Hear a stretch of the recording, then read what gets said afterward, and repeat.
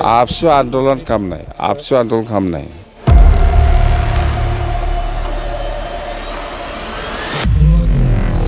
মই কেঞ্চেল কৰিব নোৱাৰে, প্ৰমোদ বড়ো নিজে কেঞ্চেল কৰিছে। এইটো হ'ব। এই বাসুগাঁও যিটো বাসুগাঁৱৰ ওচৰত যিটো চাম্পাৰ নদীৰ ব্ৰিজ, সেইটো আমাৰ প্ৰজেক্ট আছে, সেইটো বনাব। এইটো ফাই ৰাস্তা আমি বনাম, সেইবিলাক প্ৰমোদ বড়ো কেঞ্চেল কৰি যোৱা। আজি আমি আসাম মালা যিটো আঁচনি অসমৰ, তো এই আঁচনিত আমি আজি প্ৰথম বিজনী বড়ো বাজাৰ টু ভৱানীপুৰ এই ৰাস্তাটো উদ্ঘাটন কৰিছোঁ। ইয়াৰ পিছত আমি আৰু আসাম মালা আঁচনিৰ আণ্ডাৰত এই যিটো আই নদী দলং, আই নদীৰ ওপৰত খংখ্ৰাজৰা আৰু আমগুৰি এইটো কানেক্টিং দলং প্ৰয়োজন আছিল, বহুত বছৰৰ পৰা ৰাইজে বিচাৰি আছিল, সেইটো আমি আজি উদ্ঘাটন কৰিলোঁ।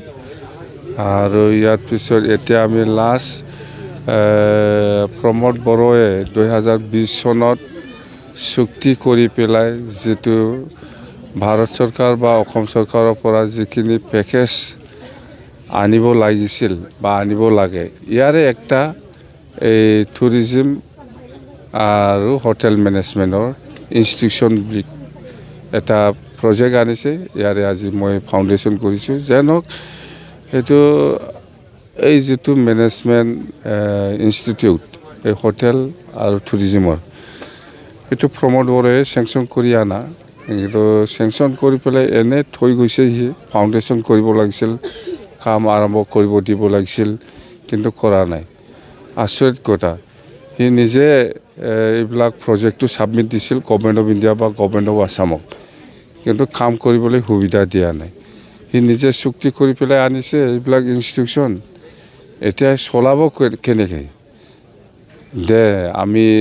আপুনি চৰকাৰৰ লগত আলোচনা কৰি পেলাই এইবিলাক ইনষ্টিটিউট আনিছে, এতিয়া মেন পাৱাৰ ক'ত? মইতো বিল্ডিং বনাই দিম, চিন্তা নাই, ঘৰটো বনাই দিম, আপুনিয়ে আনা পইচা। এতিয়া এইটো হোটেল মেনেজমেণ্ট আৰু টুৰিজিম যিটো ইনষ্টিটিউট, ইয়াৰ মেন পাৱাৰটো কেনেকৈ চলাব? এতিয়া সেইটো লৈ মই খুব চিন্তা কৰি আছোঁ, কেনেকৈ পাৰে সেইটো আকৌ গভৰ্ণমেণ্ট অফ ইণ্ডিয়া বা গভৰ্ণমেণ্ট অফ আছামৰ লগত আমি কথা পতাৰ প্ৰয়োজন আছে।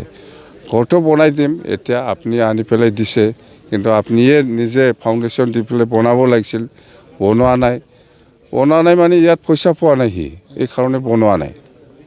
পইচা পালে আগতে বনাইলে হ'ল। সেইটো 1 বছৰ আগতে এইবিলাক চেংচন হোৱা, কিন্তু সি সেইবিলাক নকৰাকৈ এনে গ'ল। এতিয়া আমাৰ ফাল্লাত এতিয়াতো গভৰ্ণমেণ্ট অফ ইণ্ডিয়া বা গভৰ্ণমেণ্ট অফ আছামে চেংচন কৰিছে, এইটোতো আমি বনাবই লাগিব। বনাম, চলাব কোনে? এতিয়া প্ৰমোদ বড়োক সুধিব লাগিব। আমি ঘৰ বনাই দিম, চিন্তা নাই, ঘৰ বনাম। এতিয়া ইয়াৰ মেন পাৱাৰটো আমাৰ প্ৰয়োজন আছে, মেন পাৱাৰ নাই। যেন হওক প্ৰমোদ বড়োৰ স্কিম এইটো আমি নবনাইলে আৰু আমাকে দুৰ্নাম কৰিব, আমি এনেকুৱা আনিছিল, সি বনোৱা নাই, এইবিলাক কথা ওলাব পাৰে।